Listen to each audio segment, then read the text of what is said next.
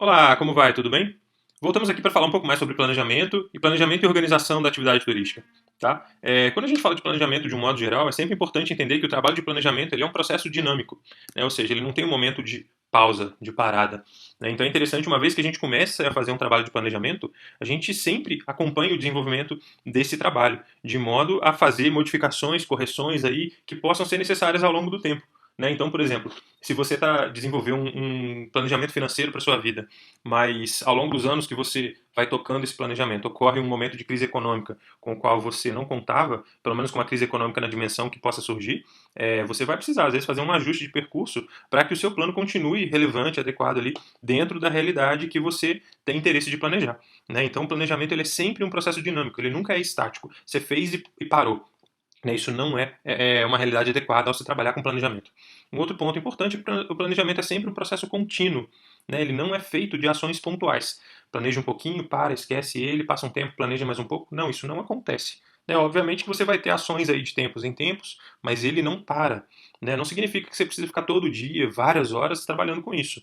Mas se você tem um planejamento quadrienal, você precisa, de fato, acompanhar isso ao longo dos 4 anos que você se propôs a planejar, aquilo que for do seu interesse. Né, se for um planejamento quadrienal para um destino turístico, é preciso ser feito um acompanhamento aí ao longo desse tempo. Não adianta você criar um plano, que é o documento que formaliza o planejamento, né, criar um plano e deixar ele engavetado. Né? O planejamento ele é muito mais do que a simples criação do plano. Depois a gente vai ver um pouco mais detalhadamente sobre isso. Tá? Então, o fato de você ter um documento chamado plano não significa que você tem um planejamento. O fato de uma cidade ter um plano não significa que ela está fazendo planejamento. Tá? O planejamento envolve a criação do plano e a aplicação desse planejamento, o trabalho desse planejamento ao longo do tempo. Tá? E ele demanda monitoramento constante. Né? Não faz sentido você criar um plano quadrienal, por exemplo, e aí você monta o plano aí nos primeiros meses e depois simplesmente deixa a vida me levar. Né? Isso não é razoável, isso não é racional, pensando em trabalhos de planejamento e gestão, seja de negócio, seja de destinos turísticos, por exemplo.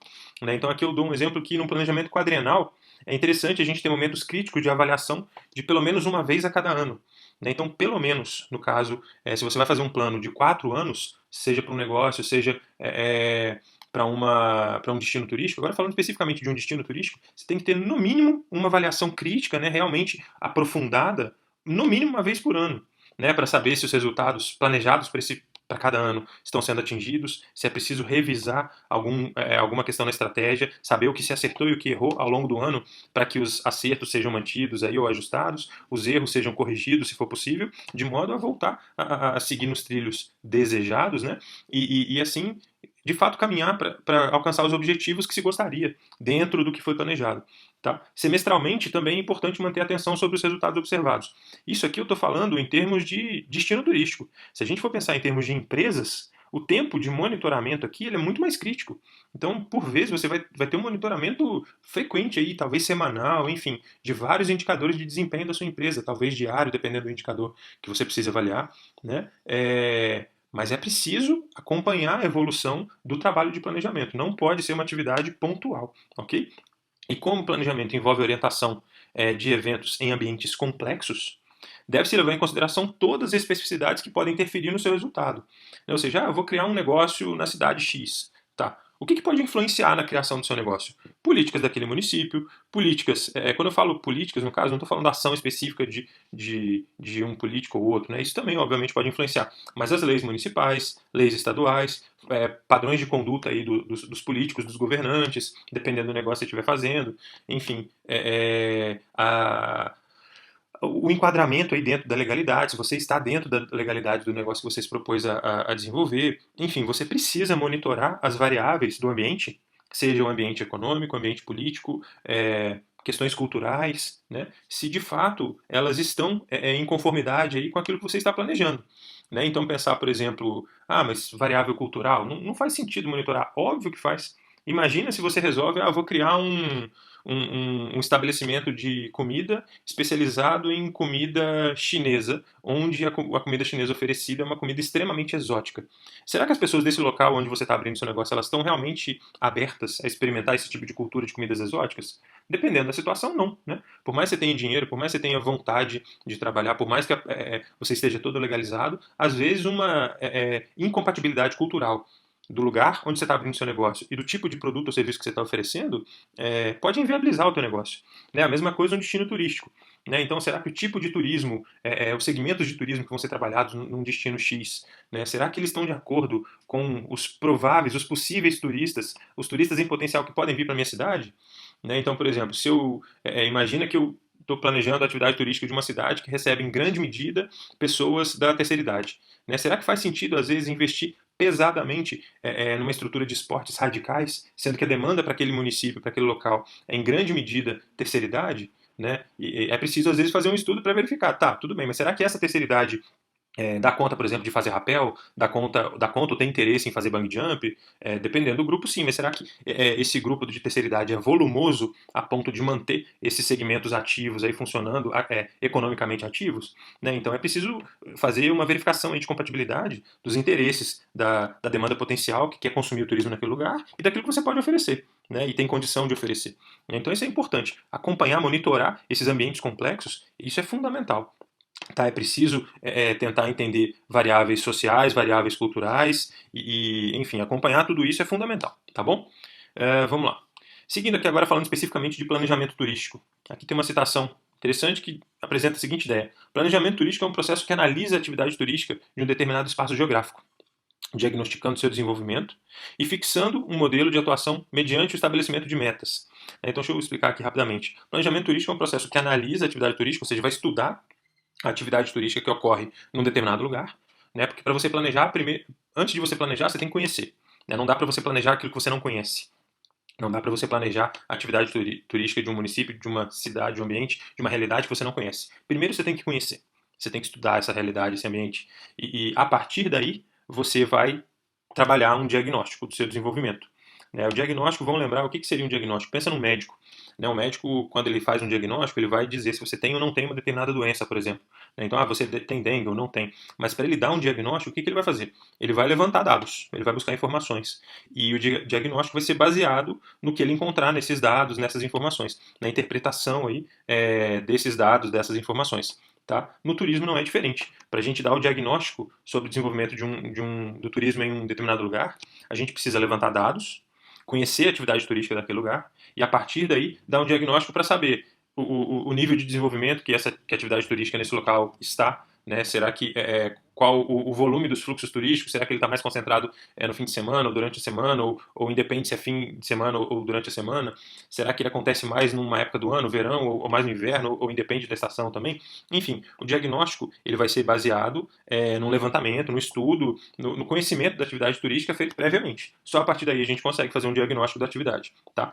E uma vez conhecendo a atividade turística de um determinado local, de um determinado espaço geográfico e feito o diagnóstico, estabelece-se um modelo de atuação mediante o estabelecimento de metas, né? Ou seja, a partir do momento que você tem informações, dados e conhece o padrão da atividade turística ali desse espaço geográfico, você vai entender qual a dinâmica que ocorre ali e você vai entender que dentro dessa dinâmica, o que é possível planejar e quais são os melhores resultados possíveis que a gente pode obter. Se tudo for bem trabalhado, bem administrado, bem planejado, quais são os melhores resultados possíveis que a gente pode obter nos próximos anos, né? E esses melhores resultados possíveis vão ser fixados aí por meio das metas, dos objetivos.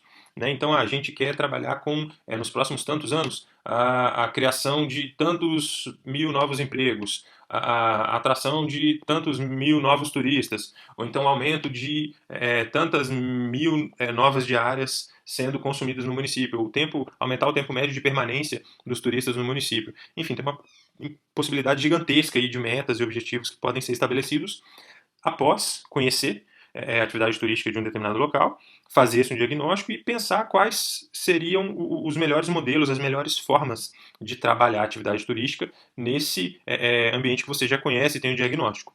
Tá? E as estratégias e diretrizes aí para a gente seguir seriam quais os caminhos que vão ser utilizados para chegar até esses objetivos, para alcançar essas metas. A gente vai adotar a estratégia de busca de parceria junto a iniciativa privada, ou então estabelecendo grupos de trabalho para captação de recurso. Enfim, as estratégias são, digamos, os caminhos que serão utilizados para se chegar às metas desejadas, atingir os objetivos desejados. Né? E as diretrizes ali são os trâmites, as normas que vão guiar o nosso caminhar. Né? Então, assim, vão ser os procedimentos ali que vão nortear como a gente vai conduzir. Né? Como serão conduzidos as ações aí, como serão conduzidas as ações aí ao longo dos anos de planejamento, quem vai fazer o quê, que tipo de conduta de negociação vai ser trabalhado, que tipo de insumo vai ser buscado, enfim, as diretrizes vão ser quase podemos dizer as normas que vão nortear a conduta para caminhar pelas estratégias escolhidas. Tá? Enfim, então, estratégias e diretrizes com as quais se pretende impulsionar, né? As estratégias seriam os caminhos e as diretrizes seriam as normas de conduta, né? Que se pretende impulsionar, coordenar, integrar o turismo ao conjunto macroeconômico em que está inserido.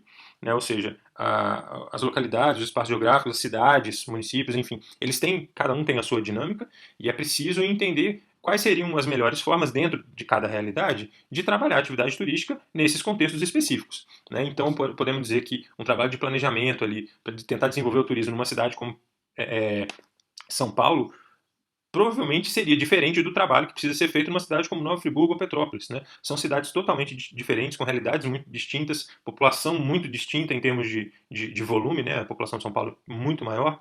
Enfim, então para cada realidade, para cada situação vivenciada, observada ali, a gente vai pensar em estratégias e diretrizes que se adequem à realidade que se está vivendo.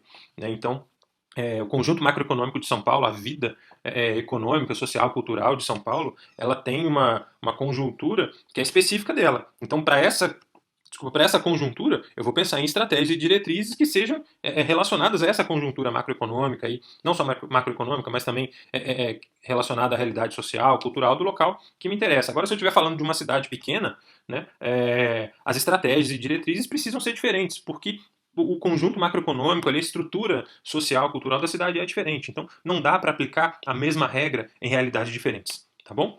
Então, esse é um ponto. Essa seria uma perspectiva segundo a Bissoli, tá? Marques e Bissoli, nessa ideia de planejamento turístico.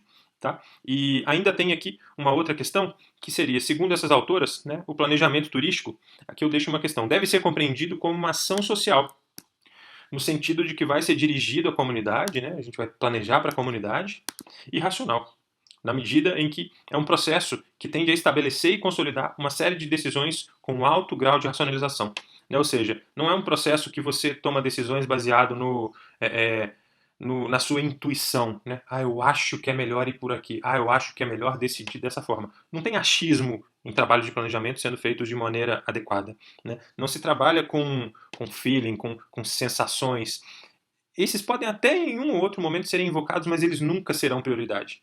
Né? Então eles devem sempre, um trabalho racional, um trabalho adequado de planejamento deve sempre prezar pela racionalidade. Tá? Não significa que a gente deva anular em absoluto experiências, né, percepções aí que vão um pouco além dos números da racionalidade, mas essa perspectiva racional ela deve sempre ser prioritária. Né? A chance de se equivocar baseado na tomada de decisões racionais é sempre menor do que se a gente fosse basear em tomadas de decisões meramente intuitivas, pouco sustentadas com base na razão. Tá? Esse é o ponto que normalmente se trabalha dentro do planejamento. E aí eu solto a pergunta que é a seguinte: você concorda com o que foi dito acima? Né? E a racionalização será um critério? Será que esse é um critério retilíneo, ou seja, não tendencioso ou subjetivo? Né? E aí, no caso, eu já solto a resposta, penso um pouquinho, mas eu já solto a resposta que, a gente tem que tomar um pouco de cuidado, né? Especialmente, por exemplo, aqui, ó. Planejamento deve ser compreendido como uma ação social. Né? De fato, ele deve ser compreendido como uma ação social, mas na prática, infelizmente, não é o que normalmente se observa. Tá? Especialmente quando a gente fala de planejamento na área de turismo. A gente gostaria que os planos eles fossem compreendidos, né, os trabalhos de planejamento fossem compreendidos como ações sociais, mas infelizmente não é o que ocorre.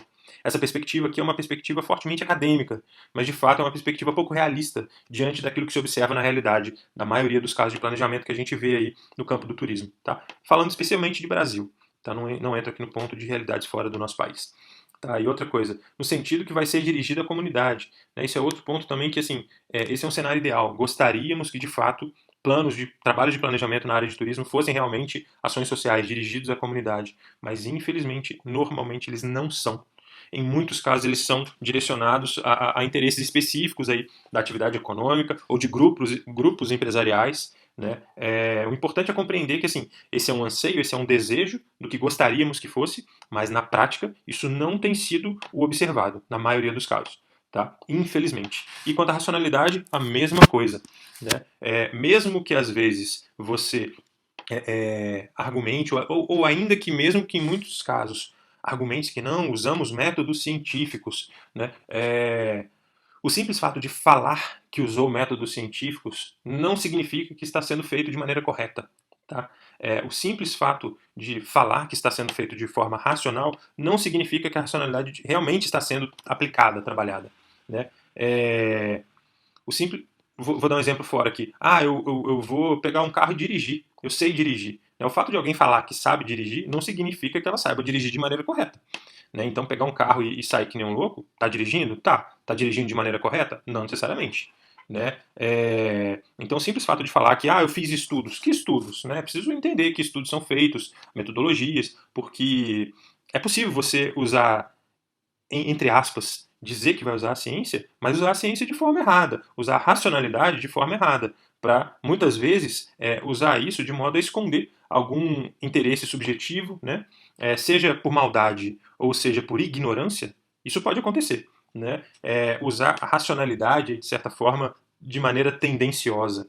Né? Então, assim, se a gente pensar na racionalidade, vamos entender que, por exemplo, bombas atômicas, o Holocausto, foram ações aí, né? Foram objetos, ações que estavam, em muitos casos, baseadas em decisões racionais. Sabia-se o que estava fazendo. Né? Existiam estudos por trás. Mas, apesar de serem atividades racionais, ali significa que foram boas? Provavelmente não, né? Obviamente que não. Né? Então, é preciso ter muita cautela.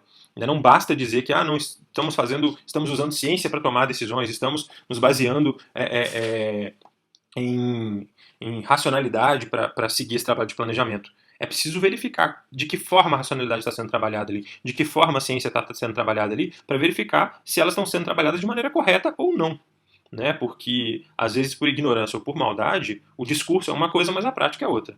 Né? Então a gente precisa sempre. Por isso que é importante a população, os órgãos de sociedade civil, a iniciativa privada, ou mesmo órgãos do próprio poder público ali de fiscalização, acompanharem, né, as atividades ali que são feitas nos governos, seja municipal, estadual, federal. Porque a falta de fiscalização às vezes permite que muitos erros aconteçam. E o ideal é evitar que isso seja possível. Né?